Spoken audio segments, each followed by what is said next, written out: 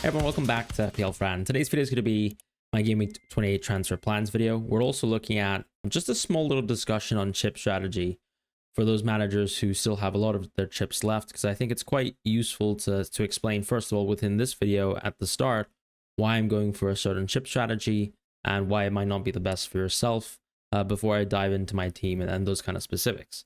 One thing I'll mention is I've been planning all these weeks along as best as I can to try and be a bit agnostic in terms of a strategy. And I think I've still firmly decided that I will go for a game week 32 wildcard. And the reason why I'm doing that is simply because I don't have an assistant manager chip left, so I don't really need to use that chip.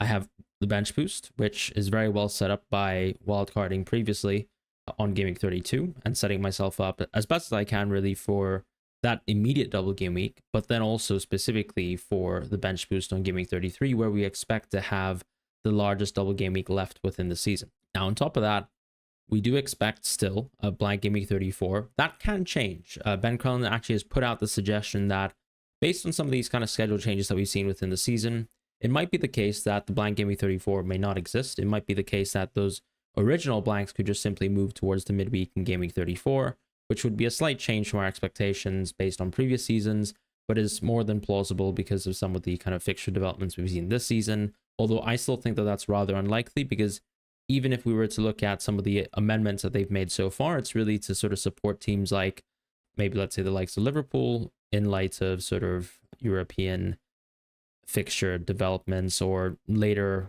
oncoming schedule issues. And in the case of Newcastle, for example, they're a team not involved in European competition, but they have also had a rescheduled Game Week 32. So I think it's fair to have different sides of the argument there. We will find out usually around Game Week 30 where these fixtures will fall, but it also could actually just drop in terms of the information more crucially between Game Week 30 and 31.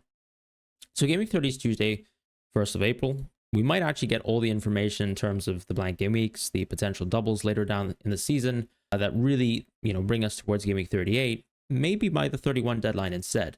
We don't really know exactly when we'll get it, but it's going to be around there. And that's kind of the pro of potentially wildcarding a little bit later. You might actually get additional information that you wouldn't have been able to get if you were wildcarding, let's say, the week prior on, let's say, Game Week 30. So that's why I think a lot of people are planning for a Game Week 30 wildcard. The idea that you can get all the information you possibly can on this week. And then if you have the assistant manager chip, I think it's more than logical right now to use the assistant manager chip because it is the most powerful chip within the game in Game Week 31. Why do you want to do that? Because if you have the free hit left, you're going to be using the AM on 31. And then you have two doubles on 32 and 33 to actually maximize the chip from. And that's really giving you the same sort of value in theory to, let's say, a slot or even some of the managers who are against Liverpool last time around. Whereas in this case, you're most likely going to be with someone like Eddie Howe, which I think is a weaker version of slot, unfortunately. I think the biggest question around 31, 32, 33 is, are there good enough table bonus games? And I don't think we can necessarily answer this question yet, but previously we thought that teams like Crystal Palace would be able to give us quite a fair bit of table bonus. And I think the concern is that they're playing so well and getting so many good results that it might be the case that they don't. So we'll just really have to sort of monitor that situation. But there will inevitably be table bonus games. It's just whether there's good expected value towards them. And of course, you can still see crazy upsets because football is football. The West Ham upset in the previous week versus Arsenal is a great example of how, let's say, Arteta, I think provisionally was the highest expected points manager in the week where Glasner scored 20. A lot of other managers got their table bonus points and Arteta got 0. So that is just showing you, I guess, two sides of the coin. But really, from a chip strategy point of view, that's what I have to say in terms of my strategy. And I am planning a Game Week 32 wildcard simply because I think a lot of people will wildcard on 30 and 31. I'm hoping that by going for a slightly differential route that I might be able to get some more information between 31 and 32. You never know what happens. I myself have previously wildcarded on a week where no one else has wildcarded prior to everyone's wildcards, and I've suffered the kind of fate of dealing with a lot of injuries that happen on demand. Last season, I had a lot of Wolves injuries, Bournemouth injuries before their key games. It might be the case that in Game Week 31, when a lot of people wildcard in Game Week 30, you have some very, very popular picks that could be wildcarded into, and then maybe on Game Week 32, I find out and react to their injuries. And hopefully I have a stronger wild card, better set to have the bench boost in 33, better set to maybe even punt on Game Week 31, where we have this Tottenham versus Southampton game. And the way that Southampton looks so far, you'd really want to maximize on a home game versus them. Spurs look pretty strong now in terms of a lot of personnel coming back into the team. Solanke most likely to be back by then. Given that we have an international break here on Game Week 29, so you can see the difference between the deadlines. That's an international break.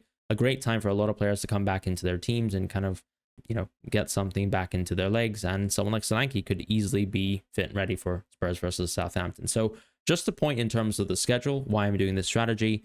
For people who still have a bench boost, I think 33 and 36 are going to be when we expect doubles to be. But it might be the case that we have no doubles in 36. And part of that is based on the fixture reschedulements, but also based on FA Cup outcomes, which we'll continue to find out over the course of this week and after this video as well, where we have the next round of the FA Cup and a lot of games being played. On top of that, I would say when it comes to the free hit, yes, of course, a lot of people are already planning for a Game Week 29. You could be planning for a Game Week 34, but at the same time, just like last season, you have an opportunity to probably use a free hit on the double if that is something that you're very inclined to do. I think for this season, I'm most likely just going to, because I'm expecting effectively for Newcastle to have a lot of key games here. I don't think that my team will be that different. So it makes more sense if I was to wildcard in 32 to set up for teams like Newcastle and City who are projected to double, and then actually just have a team that can deal with the blank game week as it is with a free hit. And that's kind of my general strategy. But for people who, let's say, want to prioritize using the AM or the bench boost, you can still, at the end of the day, use a free hit towards the end of the season. That's never going to go, I think, absurdly wrong, because you could still see in Game Week 38 a lot of key players missing out in games. An opportunity to use the free hit gives you a very strong play against the field in Game Week 38, hopefully with some information. Now, last season, I will be honest and say that I don't think we got any information, at least any information that was any useful, because we had no news on Isak actually being fit and ready to play in Game Week 38. Neither did we have the news on someone like Saka, for example, missing out in Game Week 38 entirely. And those kind of things completely change people's decisions if they get that information, but we didn't get that information.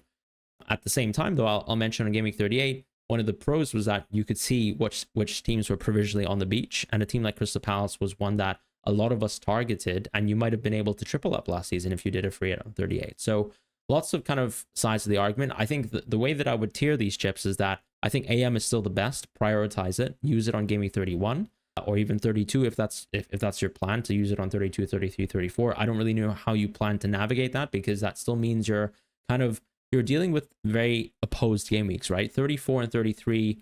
The way that these blanks and doubles works is that they're kind of the inverse of each other. So it's very hard to see yourself actually using the AM on 32, because it kind of means that you're going to have quite a struggling time, I would say, managing 33 and 34.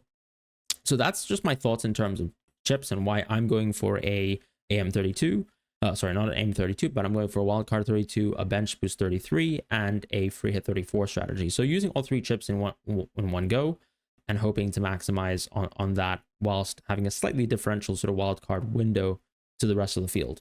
Now, in my team, I think one of the things that I've been mentioning, as I said, is that I have been trying to stay agnostic between free hit 29 and 34. I'm now committing more towards 34 because I think my team can make it towards 29 and still be strong enough where I don't see the value of necessarily pressing the free hit 29 button on that week. With my team, I think when it comes to value, there's a lot of value tied up to the defenders. You can see 0.4 over Trent, 0.2 on Munoz, 0.6 on Hall. And Hall is someone who I still think could drop in price, even though there's going to be a double in 32. He has been absolutely brilliant, and I have to say thank you to Hall for defending so well versus Salah within that game, even though Salah still got an assist from a great McAllister strike. But yeah, there's a lot of value tied up to these defenders. Munoz will continue to rise up in price in the future, so I think that it will all be very close. So whoever I sell as a defender in Game Week 29, I don't think is really going to impact me from a transfer value point of view, but they will impact me in the sense that I should be picking and keeping the defender that has the best fixtures coming out of Game Week 29. And the way I see it is, if I look at Hall's fixtures once again, Hall has Brentford at home, Leicester away. Munoz has Southampton away and Brighton at home. It's more than likely because I have Gabriel anyways, who can be played on 30 and 31. And I also have Trent, who can be played on 30 and 31. That I really only need one out of Munoz and Hall. And I think Munoz is probably the player that I'm going to keep because he still has been at the end of the day, even though Hall's been absolutely brilliant, he's still the more attacking player.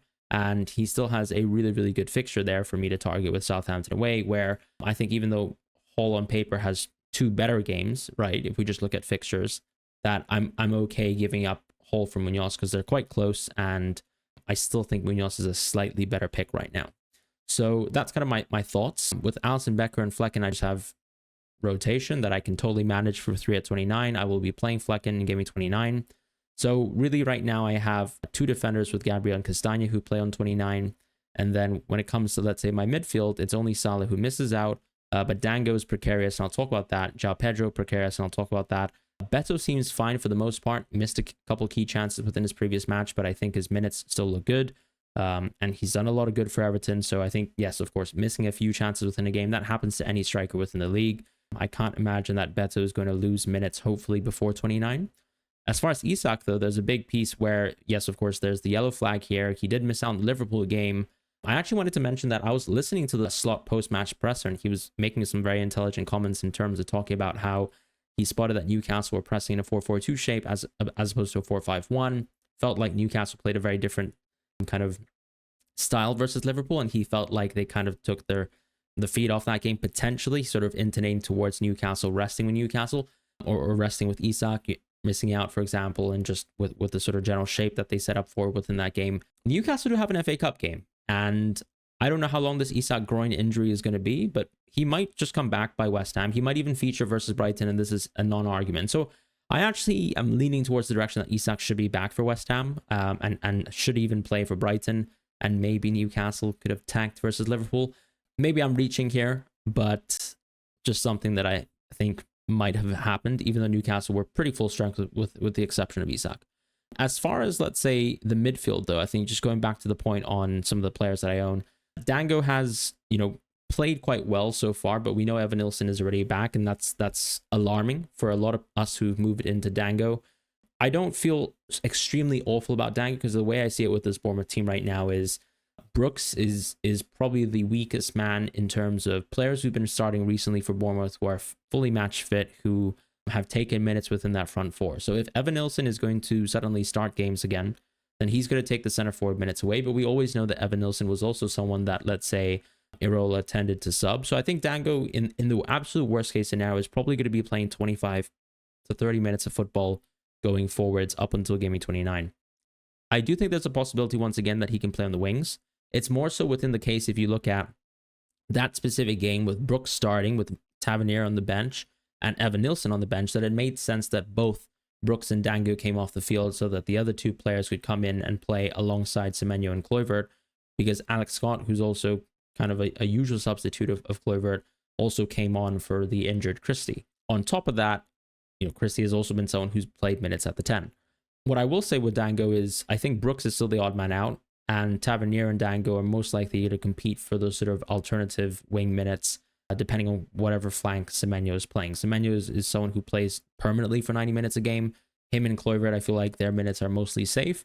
Dango does look precarious, yes, but I wouldn't be too worried right now. I think the best thing to do is to look forward towards this FA Cup game that Bournemouth have, see what they set up with. Maybe they just drop Evan Nilsson back on the bench again and Dango plays, but I think even if there's an opportunity for Evan Nilsson to start within that game, that we might even see Dango on the wing, which is something that we've already seen a couple times this season before he kind of cemented himself a center forward spot in the team. But that was also pre-Tavernier injury, so it'll be interesting to see how the minutes develop. But I think that Dango is not in such a terrible spot as we might overreact to thinking, given Evan Nilsson coming on the pitch.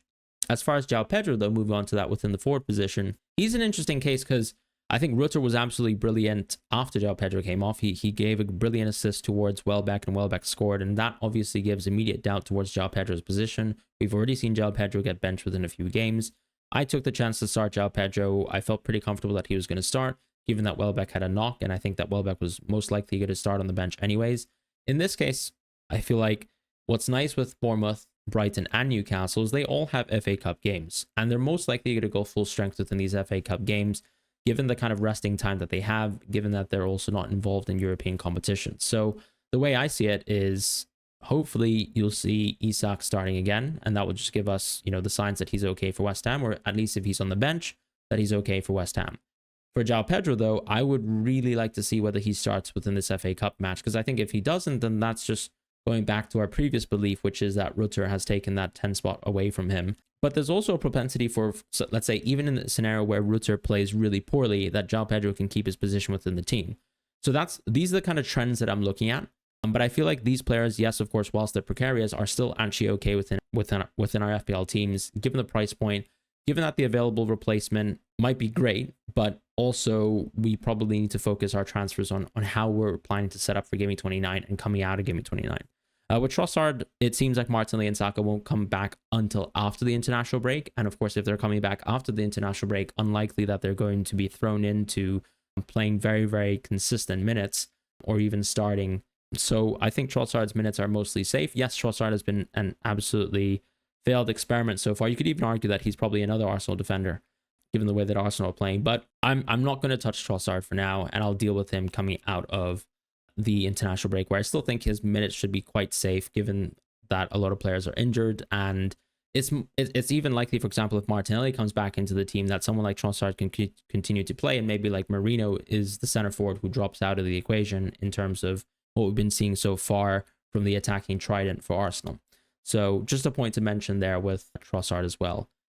And other than that, I think Palmer, just to mention and discuss the sort of captaincy swing, Palmer and Salah's not something I really care about. I think I would have gone Palmer every day of the week based on the fixture.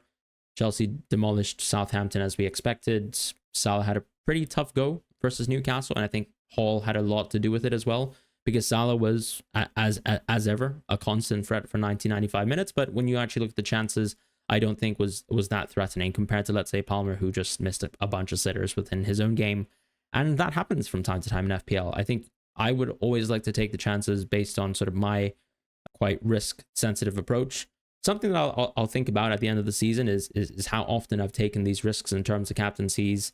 I don't think there are necessarily lessons to say in terms of how the captaincies have flipped, because I always tend to pay attention to odds before I make certain decisions. It's not like I just choose to go against Salah purely off of the gut feeling that I have based on the side of the bed that I woke up in the morning. It's mostly just looking at the market odds, seeing if there's an opportunity where I see an opportunity with Salah being a 170 to 200% owned captain, if I can swerve and maybe try and achieve a result where hopefully the outcome falls within my favor. And in this case, Palmer was a different case, because it's not one of those where, let's say, the expected value is similar. Palmer was quite clear over Salah just based on market odds, and I felt very comfortable just using that, making that sort of captaincy decision. And as it turns out, he just missed his chances, and that happens in football.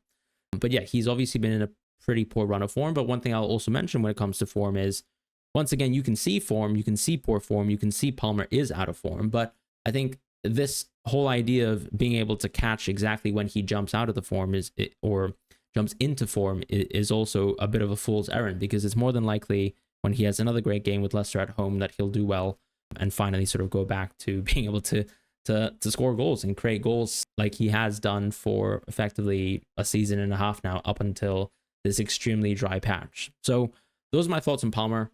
And I guess even when you look at the chances, it's just fair to say, when you have a fixture like that it doesn't matter whether, like, who's playing with him, that he can still get into great spots. And that's simply the gift of being able to play a team like Southampton at home. In terms of all the other players, I think Beto was great once again, so I don't really need to mention him.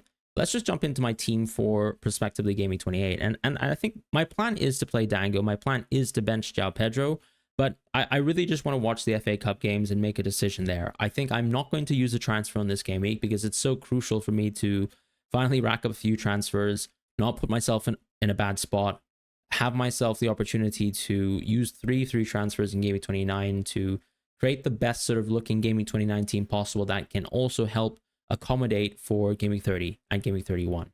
Crucially, I think moving towards Haaland is the biggest discussion point here, and I think I'm just going to do it.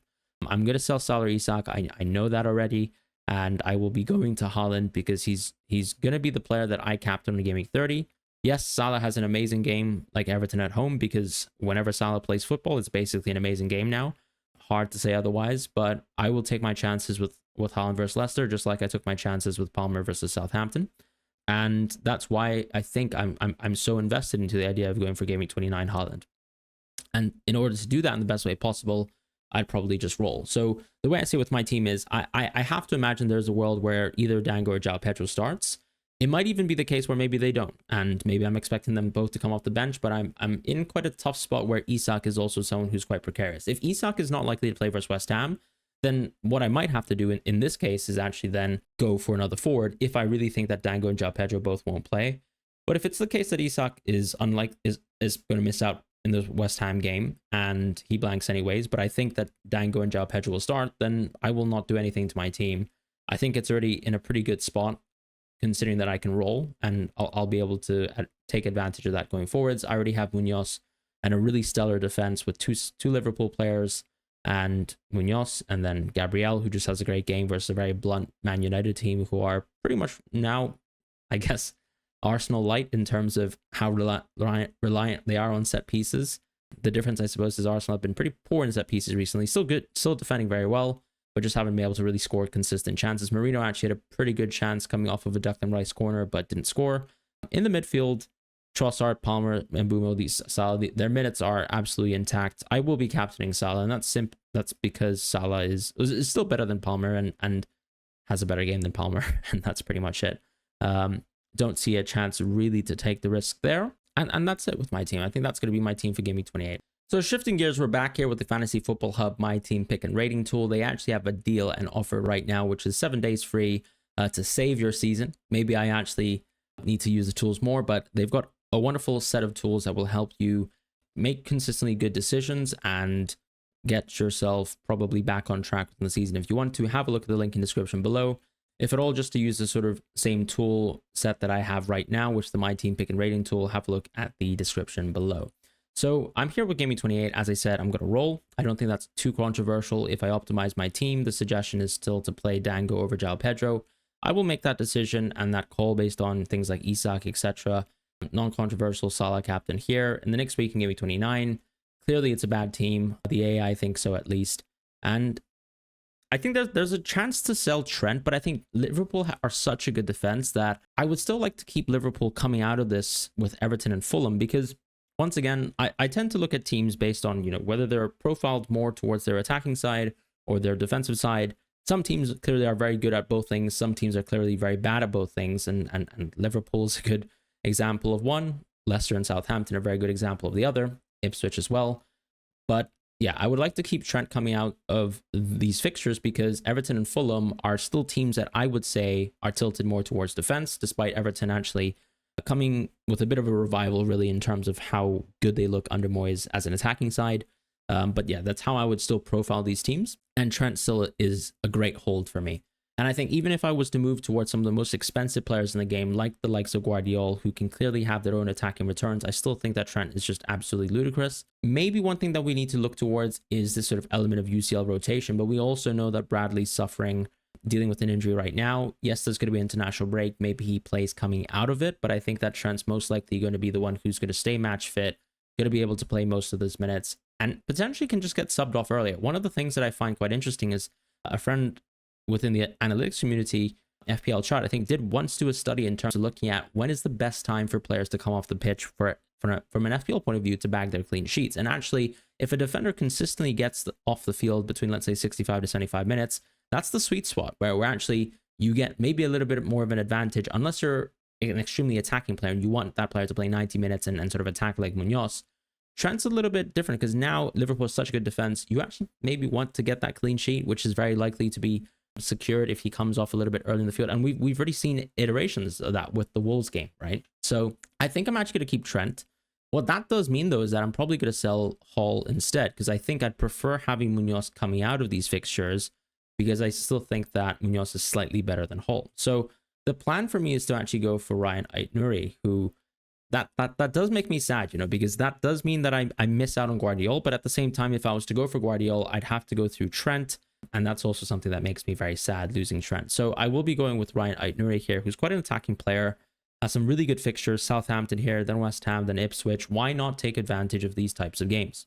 And maybe I could even bench some of the players in my team that I don't really want to. I could even bench Munoz, for example, when he's got that Brighton game. It could be a game where I play Ait-Nouri instead, and so I can enjoy myself some more bench points. But crucially, I think I'll go for Ait-Nouri, and then that means I keep Trent. So if I make that transfer, then I've got 2 free transfers to sort of make moves. And Dango here is someone who's projected as the captain. I think his minutes are probably going to be a lot worse, but the way I see it is Dango's not really worth a -4 in Gameweek 29 as long as he plays football. If he plays football for 30 minutes within that match, I think I'm probably just going to sit with him. I don't think there's anyone who's really worth a -4 on that specific game week that I would actually pick over Dango. And as I said, I would like to monitor the situation. If it really is the case that I think that Dango is someone who's just going to be pure bench fodder by Gameweek 29, yeah, I'm already taking a -4 then. That's just, what I like to do, I suppose, nowadays. But Pedro's probably going to come out of my team. The fixtures just aren't great, and the fixtures coming out of these aren't great either. So even if he starts, yes, of course, he's a high value asset, but he's not a high value asset for me on the Game Week 32 window. So I'll be going out of Pedro, hopefully, instead, and then actually going towards Haaland, and then selling Salah as well to allow myself to do that in the hopes that Isak is fine, right? If Isak is not fine, we'll probably discuss that in a moment, but Salah's going to come out. I'm probably just going to go Semenyo instead. Right now, we know that players like Saka aren't coming back for Game Week 29. So there's no one who's particularly interesting on these types of game weeks, I think, for me to really target. And so because of this, it's more than likely that I'll just go with double Bournemouth mid. It could even be the case that I just go for Kluivert, right? Kluivert has been absolutely exceptional. That strike, by the way, versus that Brighton game was absolutely crazy. I was not expecting that whatsoever, but that was a very venomous hit. And yeah, it might be Semenyo just because, who knows? If I still think that Semenyo's close to Kluivert and we're seeing Kluivert continuing to get subbed off a little bit early, maybe I'll be able to enjoy Semenyo actually finally finishing a lot of his key chances for once, and maybe we can just go against that sort of ultimate ownership of Kluivert. But of course, if I'm dealt with the option and I want to go Kluivert in the end, then I'll probably just go Kluivert. But this is probably going to be the team that I rock with in Game Week 29. In Game Week 30, though, it's going to be a good team once again, because I'm just going to have Ryan Ait-Nouri. He's very strong on the bench. Beto actually falls back into the bench as well, but I've got good depth now. Hopefully I can play Dango versus Ipswich. Once again, this is one of those questions where if Dango isn't someone who's actually playing consistent minutes here, it's going to be worth the transfer to move away from Dango, even if it is something like moving Dango towards Kluivert. I will monitor all these sort of prices and things like that and how that impacts my team, but that's probably the move that I'm going to make. And then on Game Week 31, that's the decision where I think a dead end is super interesting, because heading towards the wild card in Game Week 32, I did mention that Spurs is a team that I'd like to target. We're now seeing that Odegaard's playing, so I think one of the concerns is whether Son's going to play, 80 minutes, 90 minutes a game. Probably not if someone like Odegaard's fit and ready to play, and he can take a lot of the minutes away from Son. Brennan Johnson's back as well. You've got a little bit more right wing depth. But ideally, I think there's a punt here if Dango's minutes are very susceptible or very poor, that I can actually still go towards Solanke, who I think should be playing 90 minutes around then, and then also make a punt towards Son. Right now, I'm a little bit cold on the idea just because of Son, but we'll just have to see how his minutes develop. But Son could be a very interesting captaincy on this game week. Right now, it says Palmer, but I really think it just comes down to my expectation of the minutes of Son. Because if I think Son is going to play good minutes for Southampton, I'm going to slam the captaincy on him, given how Southampton looks so poor. So that's kind of the plan right now, to kind of rock towards this potential dead end in Game Week 31, where I think there's a lot of upside to be had with double Spurs, where no one else within the game, I believe, will really be going towards double Spurs. Because if you wildcard on 30 or if you wildcard on 31, you're not going to go towards these Spurs picks. And even though, yes, this is going to cost me 2 free transfers and it's going to dead end myself into a wild card and I'll have no free transfers coming out of the wild card, I do think that sometimes it is worth it in these windows to get a huge amount of expected points from players who aren't owned, and that's a huge differential against the field.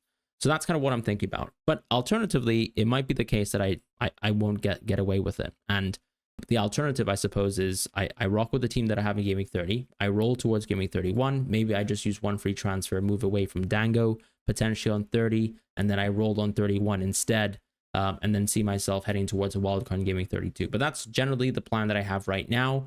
And then wildcarding on 32, we really just have to get an understanding of all the fixture developments. Who is doubling on 33? Is there a blank on 34? All these things we need to consider. So I'm not really going to jump into discussions on what my wildcard 32 would look like, because there's really no point pretending like I know the FA Cup outcomes, even though technically I did do exactly that last season by wildcarding before FA Cup outcomes came out. But we won't do that this season, as I mentioned, and for the purposes of at least this strategy, we won't consider it. But thank you guys so much for watching the video. Hopefully we can do a cheat sheet after the FA Cup fixtures that will give me all the information that I really need to be able to monitor things. And I hope you guys have had a much wonderful week than myself. Looking forward to much more FPL content ahead, and have a wonderful week.